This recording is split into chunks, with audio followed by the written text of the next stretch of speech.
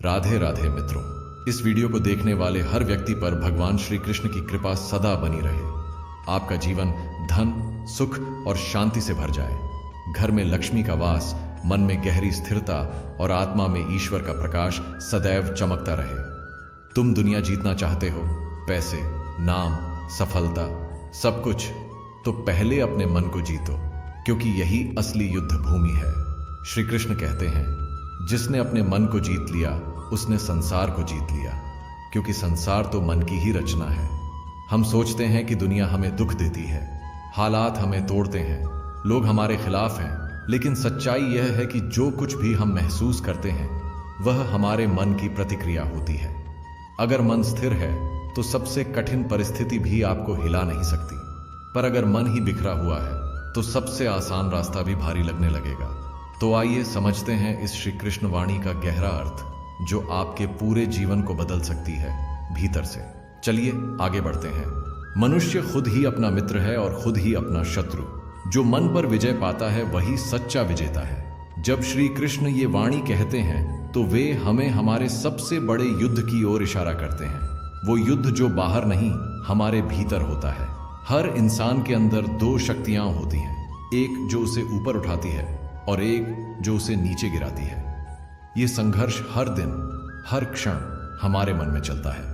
अगर आपका मन कहे तुम ये नहीं कर सकते और आप उस पर विश्वास कर लेते हैं तो आप खुद अपने शत्रु बन जाते हैं।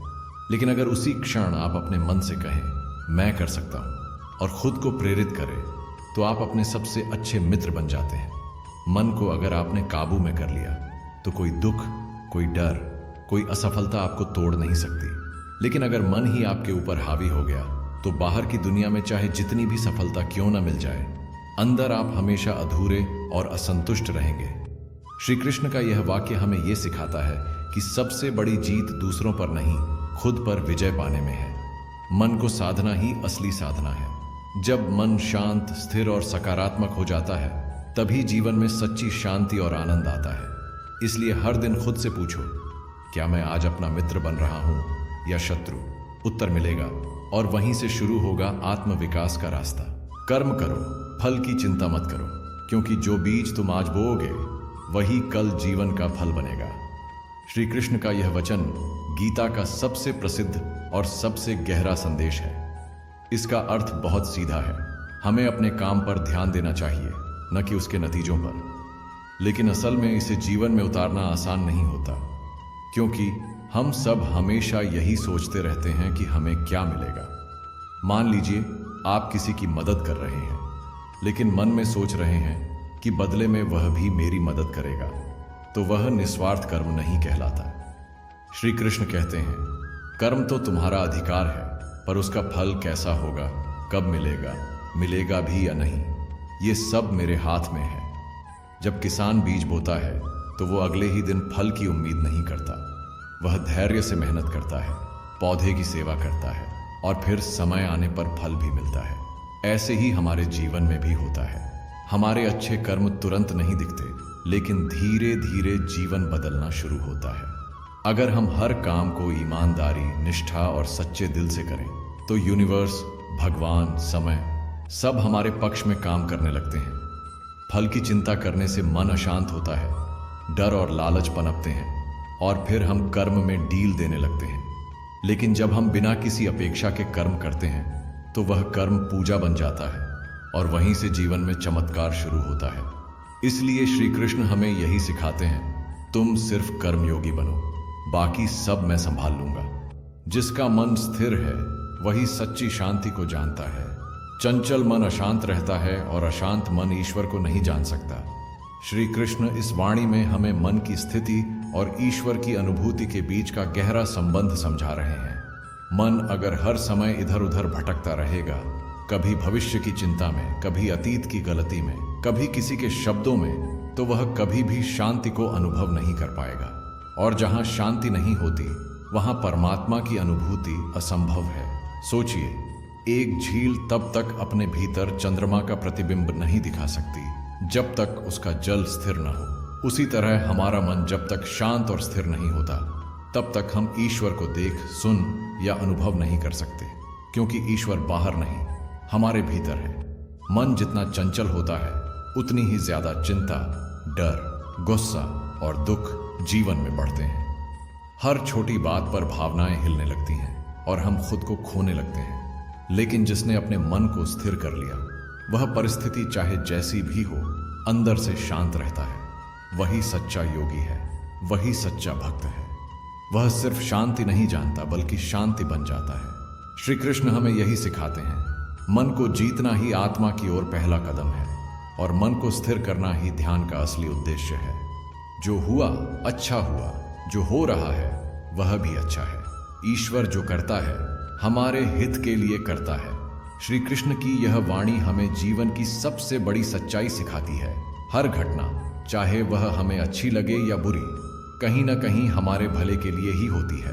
कई बार हम उस समय समझ नहीं पाते कि हमारे साथ ऐसा क्यों हुआ, पर जब कुछ समय बीतता है तो धीरे धीरे हमें उस घटना का कारण समझ आने लगता है। मान लीजिए किसी नौकरी में आपको रिजेक्ट कर दिया गया। उस समय आपको बहुत बुरा लगा, लेकिन कुछ ही महीनों बाद आपको उससे बेहतर अवसर मिला। उस समय जो बुरा लगा वही दरअसल अच्छा साबित हुआ। श्री कृष्ण हमें यह समझाते हैं कि हमारा दृष्टिकोण सीमित होता है, लेकिन ईश्वर की दृष्टि असीमित है। हम सिर्फ एक पन्ना पढ़ रहे होते हैं, लेकिन वह पूरी किताब लिख रहे होते हैं। जब हम यह समझ लेते हैं कि जो कुछ भी हमारे जीवन में हो रहा है वह ईश्वर की योजना का हिस्सा है, तो हमारे अंदर से चिंता, डर और दुख धीरे धीरे कम होने लगता है। हम हालात से लड़ना छोड़ देते हैं और उन्हें स्वीकार कर पाते हैं। यह स्वीकार ही हमें मानसिक शांति देता है। ईश्वर कभी कोई भूल नहीं करता। वो हमारे कर्मों के अनुसार ही परिस्थितियां बनाता है ताकि हम कुछ सीखें, आगे बढ़ें और खुद को पहचानें। इसलिए जब अगली बार कोई कठिन समय आए तो डरिए मत। बस यह विश्वास रखिए कि जो हो रहा है उसमें भी कोई ना कोई भलाई छिपी है। मुझे पाने के लिए मुझ में ही खो जाना पड़ता है। प्रेम वही है जहां अपना भी अस्तित्व मिट जाए। श्री कृष्ण की यह वाणी बहुत गहरी है। यह सिर्फ भक्त और भगवान के रिश्ते की नहीं, बल्कि सच्चे प्रेम की परिभाषा है। जब तक हम अपने अहम यानी ईगो, अपनी शर्तों, अपने स्वार्थों को पकड़े रहते हैं, तब तक हम ईश्वर को कभी अनुभव नहीं कर सकते। ईश्वर को पाने का मार्ग कोई बाहरी रास्ता नहीं, बल्कि भीतर जाने का रास्ता है। हमें अपने अंदर के विचारों, इच्छाओं, भ्रमों और पहचान की परतों को हटाकर पूर्ण समर्पण की स्थिति में पहुंचना होता है। यह वैसा ही है जैसे एक नदी जब समुद्र से मिलती है तो वह खुद को खो देती है। अब कोई उसे नदी नहीं कहता, वह भी समुद्र बन जाती है। ऐसे ही जब हम कृष्ण में पूर्ण रूप से समर्पित होते हैं, तब हम मैं और मेरा से मुक्त होकर वह बन जाते हैं। श्री कृष्ण कहते हैं, तुम जब तक मुझसे अलग रहकर मुझे पाना चाहोगे तब तक भ्रम में रहोगे, लेकिन जैसे ही तुम अपने अस्तित्व को छोड़कर मेरी शरण में आओगे, तुम मुझे नहीं, खुद को ही पालोगे, क्योंकि मैं ही तुम्हारा सच्चा स्वरूप हूं। यह प्रेम कोई साधारण भावना नहीं है। यह वो अग्नि है जिसमें अहम जलकर राख हो जाता है, और जो बचता है वह है शुद्ध आत्मा और परमात्मा का मिलन। प्रेम तब सच्चा होता है जब हम खुद को भुला दें और सिर्फ कृष्ण ही रह जाए। वही भक्ति है, वही मोक्ष है। हर आत्मा मेरा अंश है, चाहे वह पशु हो या परम ज्ञानी। सब में मैं ही हूं, इसलिए सबका सम्मान करो। श्री कृष्ण की यह वाणी हमें आध्यात्मिक दृष्टि देना चाहती है, वह दृष्टि जिससे हम हर जीव में परमात्मा को देख सकें। श्री कृष्ण कहते हैं कि प्रत्येक आत्मा, चाहे वह किसी भी रूप में हो, इंसान, पशु, पक्षी, ज्ञानी या अज्ञानी, वह मेरा ही अंश है।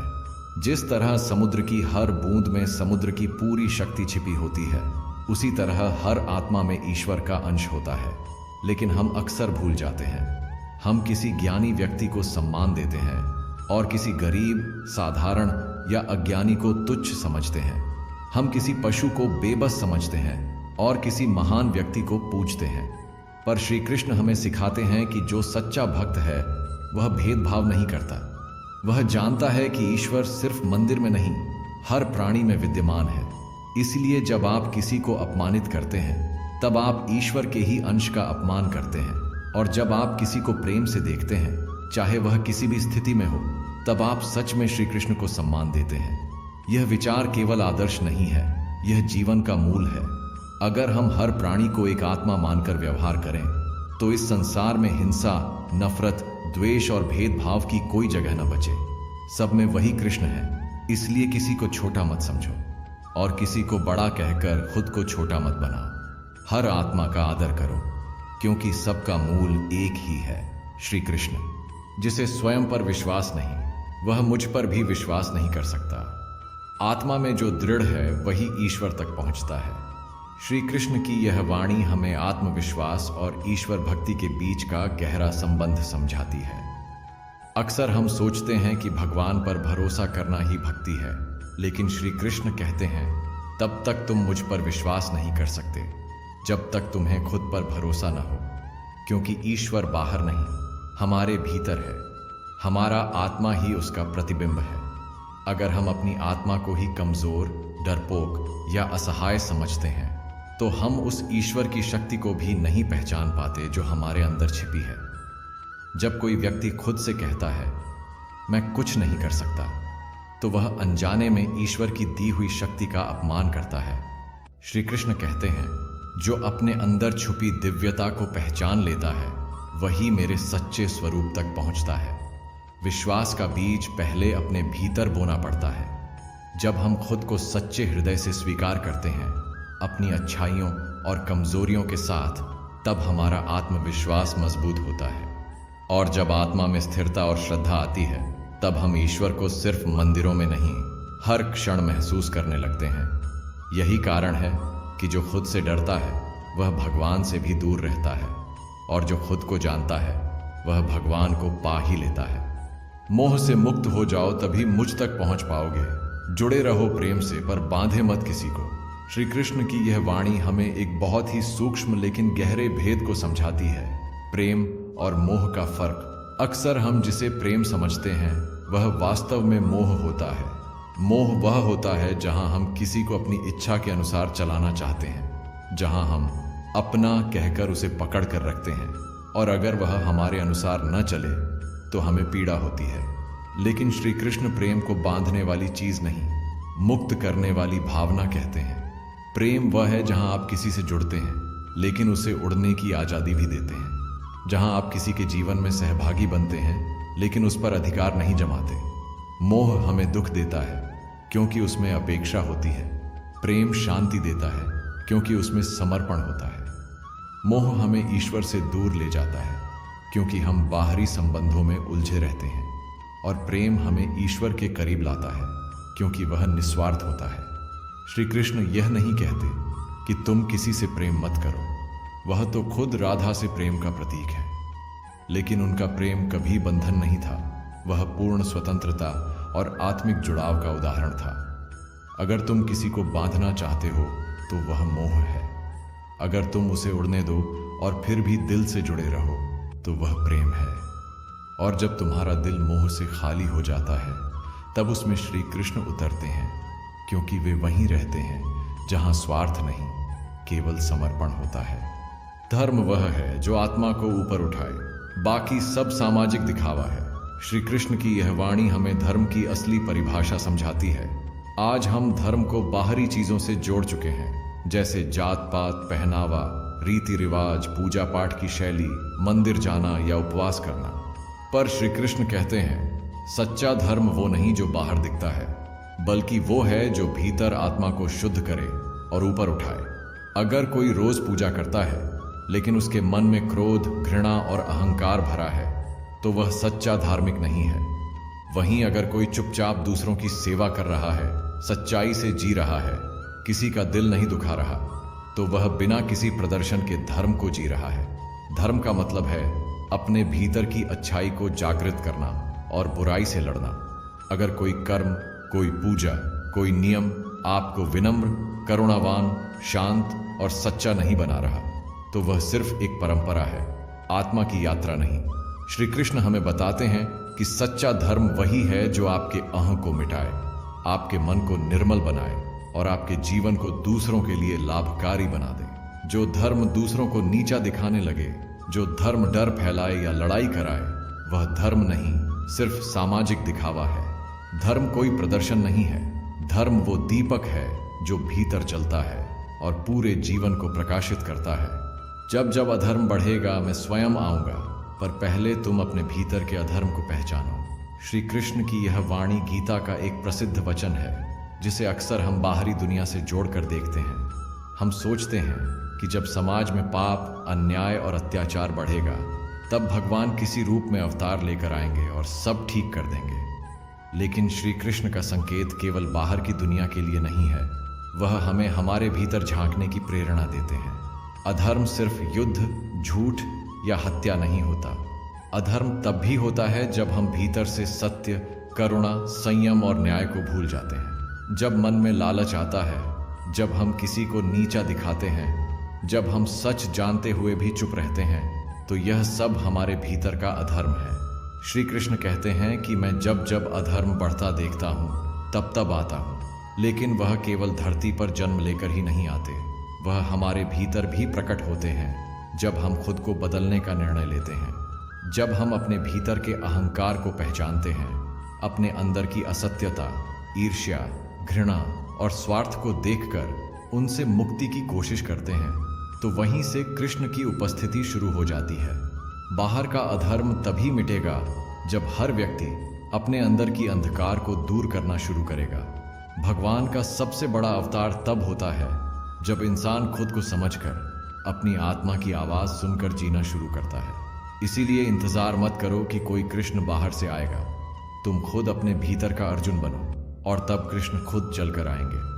सच्चा भक्त वही है जो सुख में मुझे भूले नहीं और दुख में मुझे दोष न दे, क्योंकि वह प्रेम करता है, व्यापार नहीं। श्री कृष्ण की यह वाणी भक्ति की शुद्धता और सच्चे प्रेम की पहचान कराती है। अक्सर लोग भगवान को तब याद करते हैं जब कोई दुख आता है, और जब सुख आता है तो भूल जाते हैं, और जब कोई प्रार्थना पूरी नहीं होती तो भगवान को ही दोष देने लगते हैं। लेकिन श्री कृष्ण कहते हैं, सच्चा भक्त वह नहीं जो केवल तब तक भक्ति करे जब तक उसे कुछ मिल रहा हो।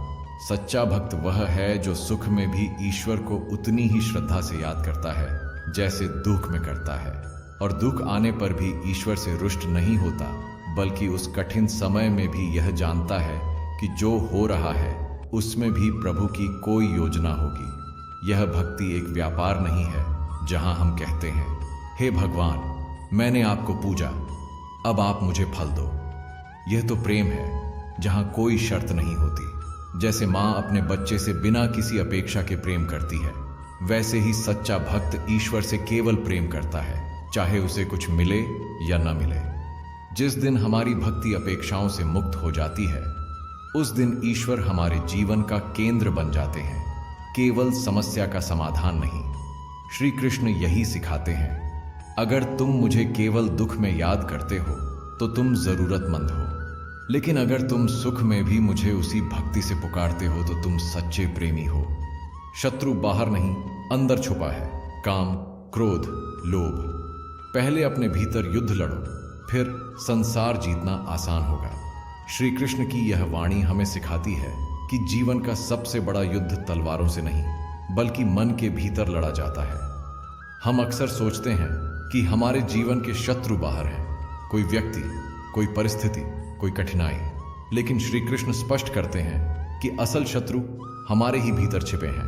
वासनाएं, काम, गुस्सा, क्रोध और लालच, लोभ। जब तक हम इन भीतरी शत्रुओं पर विजय नहीं पाते, तब तक कोई भी बाहरी जीत अधूरी है। काम, जो हमें इच्छाओं का गुलाम बनाता है, क्रोध, जो हमारी बुद्धि को नष्ट कर देता है, लोभ, जो कभी भी संतुष्टि नहीं होने देता।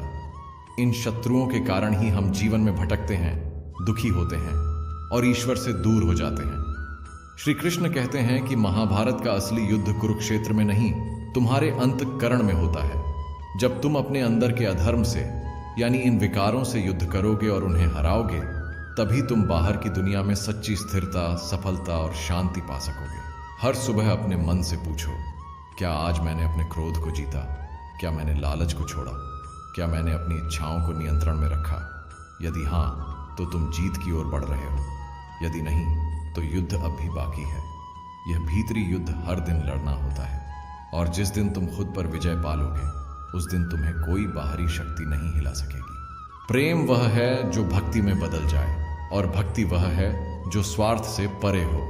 श्री कृष्ण की यह वाणी प्रेम और भक्ति के बीच के सूक्ष्म लेकिन पवित्र संबंध को उजागर करती है। हम में से अधिकतर लोग प्रेम को एक भावना समझते हैं, किसी व्यक्ति के प्रति आकर्षण, लगाव या अपनापन। लेकिन श्री कृष्ण बताते हैं कि जब प्रेम आत्मा से उपजे, शुद्ध हो और किसी अपेक्षा से मुक्त हो, तब वही प्रेम धीरे धीरे भक्ति में परिवर्तित हो जाता है। सच्चे प्रेम में कुछ पाने की चाह नहीं होती, सिर्फ देने का भाव होता है। और जब यह प्रेम ईश्वर की ओर बहने लगे, जब हम उन्हें पाने की इच्छा से नहीं बल्कि उन्हें समर्पित हो जाने की भावना से प्रेम करें, तो वही भक्ति बन जाती है। भक्ति का अर्थ है स्वयं को पूरी तरह प्रभु को समर्पित कर देना, बिना किसी शर्त, बिना किसी मांग के। यह वो स्थिति होती है जहां आप कहते हैं, हे प्रभु, मुझे कुछ नहीं चाहिए, बस इतना हो कि मैं हर पल आपको महसूस कर सकूं। जब प्रेम भक्ति बनता है तो उसमें न शिकायत रहती है, न डर, न अपेक्षा। वह एक शांत बहाव बन जाता है जो आत्मा को धीरे धीरे प्रभु की गोद में पहुंचा देता है। श्री कृष्ण यह भी कहते हैं कि भक्ति वही सच्ची है जो स्वार्थ से परे हो। जो भक्त यह सोचता है कि मैं पूजा करूंगा तो मुझे फल मिलेगा, वह अभी प्रेम की पहली सीढ़ी पर खड़ा है। सच्चा भक्त वह है जो कहता है, हे नाथ, आप मेरे हैं, चाहे आप कुछ दें या ना दें। जब प्रेम स्वार्थ रहित हो जाए और प्रभु में लीन हो जाए तो वह भक्ति बन जाती है। और यही आत्मा की सबसे ऊंची उड़ान है। जो मेरे नाम का एक बार भी सच्चे हृदय से स्मरण करे, मैं उसे कभी नहीं छोड़ता। बस मन से पुकारो, मैं तुरंत उपस्थित हूं। श्री कृष्ण की यह वाणी प्रेम, भरोसे और कृपा का सबसे सुंदर उदाहरण है। वो कहते हैं कि मैं तुम्हारे शब्द नहीं, तुम्हारा भाव सुनता हूं। अगर तुम एक बार भी मुझे सच्चे दिल से पुकारो, बिना दिखावे, बिना डर, बिना स्वार्थ, तो मैं तुम्हें कभी अकेला नहीं छोड़ता। हम सोचते हैं कि ईश्वर को पाने के लिए बड़े अनुष्ठान, लंबी साधनाएं या विशेष स्थानों की जरूरत होती है। लेकिन श्री कृष्ण कहते हैं, मुझे सिर्फ तुम्हारा सच्चा हृदय चाहिए। अगर वह भाव शुद्ध है तो मेरे नाम का एक छोटा सा स्मरण भी मुझे खींच लाता है। जैसे एक माँ अपने बच्चे की रोती आवाज सुनकर दौड़ पड़ती है, वैसे ही श्री कृष्ण कहते हैं, अगर तुम मुझे हृदय से पुकारोगे तो मैं तुम्हारे मन, आत्मा और जीवन में तुरंत उपस्थित हो जाऊंगा। पर हम अक्सर मन में संकोच रखते हैं, क्या मैं योग्य हूं? क्या भगवान मेरी सुनेंगे? क्या मैं देर से आया? लेकिन श्री कृष्ण का प्रेम शर्तों पर नहीं चलता। वो सदा प्रेम से भरा है, इंतजार करता है कि कब तुम सच में पुकारो। वो यह नहीं कहते कि तुम हर दिन जपो, बस यही कहते हैं, एक बार लेकिन सच्चे दिल से पुकारो और फिर देखो, मैं तुम्हें कभी अकेला महसूस नहीं होने दूंगा। ईश्वर दूर नहीं है, बस हमारा ध्यान भटका हुआ है।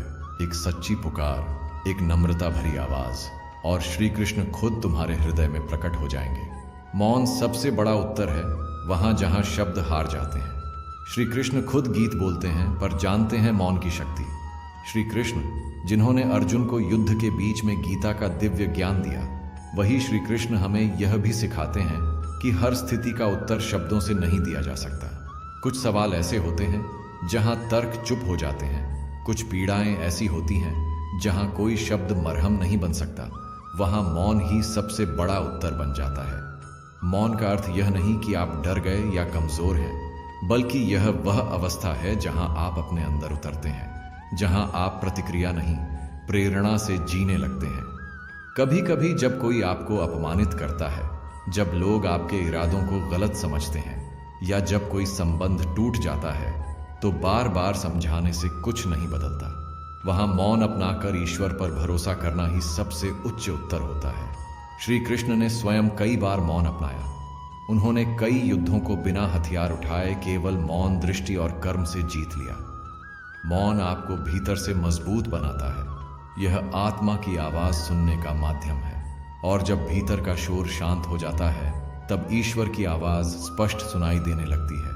इसलिए जब जीवन में कभी ऐसा समय आए जहां कोई न समझे, जहां हर बात उलटी पड़ने लगे, तो श्री कृष्ण की इस वाणी को याद रखना, अब मौन ही मेरा उत्तर है। जो सत्य के मार्ग पर चलता है उसकी रक्षा स्वयं मैं करता हूं। भले राह कठिन हो पर मंजिल निश्चित है। श्री कृष्ण की यह वाणी हमें यह विश्वास देती है कि सच्चाई का रास्ता कभी अकेला नहीं होता। शायद यह राह सबसे कठिन हो, इसमें अकेलापन हो, त्याग हो, आलोचना हो, लेकिन जिसने सच्चे मन से इस रास्ते को चुना है उसके साथ स्वयं श्री कृष्ण होते हैं।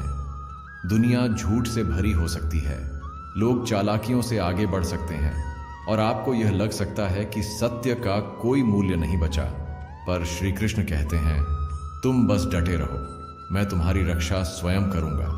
सत्य बोलना, सत्य जीना और सत्य का साथ देना, यह सब साहस मांगता है, क्योंकि यह राह लोकप्रिय नहीं लेकिन पवित्र है। शायद लोग तुम्हें छोड़ दें, पर ईश्वर कभी नहीं छोड़ते। जब आप भीतर से जानते हैं कि आप सही हैं और फिर भी अपमान, अस्वीकार या कठिनाई का सामना कर रहे हैं, तो वहां श्री कृष्ण की यह वाणी ढाल बन जाती है। ईश्वर उसी का साथ देते हैं जो बिना झुके, बिना बदले सत्य के साथ खड़ा रहता है। सत्य की राह लंबी हो सकती है, लेकिन उस पर चलने वाले का अंत महान होता है।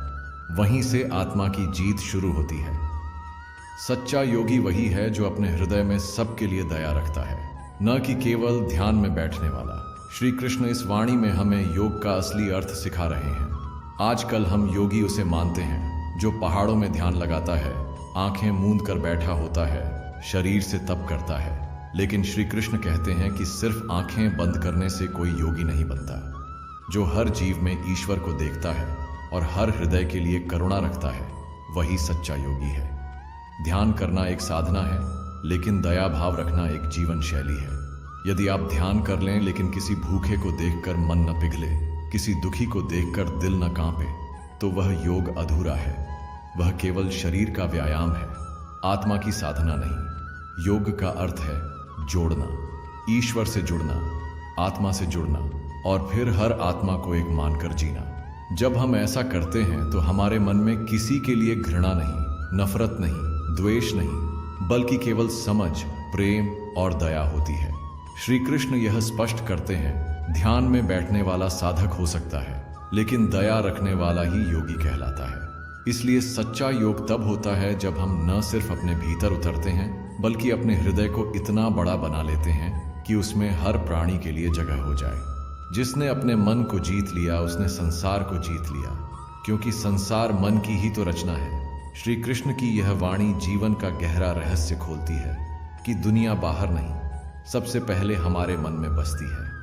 हम जैसा सोचते हैं वैसा ही अनुभव करते हैं। अगर मन अशांत है तो हमें पूरी दुनिया भ्रमित और कठिन लगती है, और अगर मन शांत, संतुलित और संयमी है तो वही दुनिया हमें सुंदर, सरल और ईश्वरमय दिखाई देती है। यही कारण है कि दो लोग एक ही परिस्थिति में होते हैं, एक टूट जाता है, दूसरा निखर जाता है। क्यों? क्योंकि मन की दिशा ही जीवन की दशा तय करती है। मन चंचल है, ये हमें बार बार इधर उधर घुमाता है, कभी वासनाओं में, कभी क्रोध में, कभी भय या लालच में। और जब तक हम अपने मन के दास बने रहते हैं, हम संसार के खिलौने बनकर रह जाते हैं। लेकिन जिसने अपने मन को साध लिया, जो मन के बहाव को समझकर उसे सही दिशा में मोड़ सकता है, वह संसार के हर उतार चढ़ाव में भी स्थिर रहता है। वही असली विजेता है, क्योंकि संसार की कोई भी चीज, सुख, दुख, हार, जीत, अपमान, सम्मान तभी तक हमें प्रभावित करती है जब तक हमारा मन कमजोर होता है। श्री कृष्ण कहते हैं, मन को जीत लो, फिर तुम्हें कोई जीतना नहीं पाएगा, क्योंकि तब तुम बाहर नहीं, भीतर से मुक्त हो जाओगे। तो अब से जब भी दुनिया भारी लगे, हालात मुश्किल लगे, तो बाहर नहीं, भीतर झांकना शुरू कीजिए, क्योंकि असली लड़ाई बाहर नहीं, आपके मन के भीतर है। और जिसने अपने मन को जीत लिया, उसके लिए कोई लक्ष्य असंभव नहीं, कोई डर टिकाऊ नहीं और कोई दुख स्थायी नहीं। श्री कृष्ण की यही वाणी हमें जीवन का सबसे बड़ा मंत्र देती है। मन पर विजय ही संसार पर विजय है। अगर इस विचार ने आपके सोचने का नजरिया बदल दिया हो तो लाइक जरूर करें, कमेंट में लिखें, मैं अपने मन का स्वामी हूं, और हमारे चैनल बाइट साइज बुक को सब्सक्राइब करना ना भूलें। शेयर जरूर करें, क्योंकि हो सकता है किसी और की जीवन युद्ध की जीत सिर्फ आपकी एक शेयर से आसान हो जाए। जय श्री कृष्ण।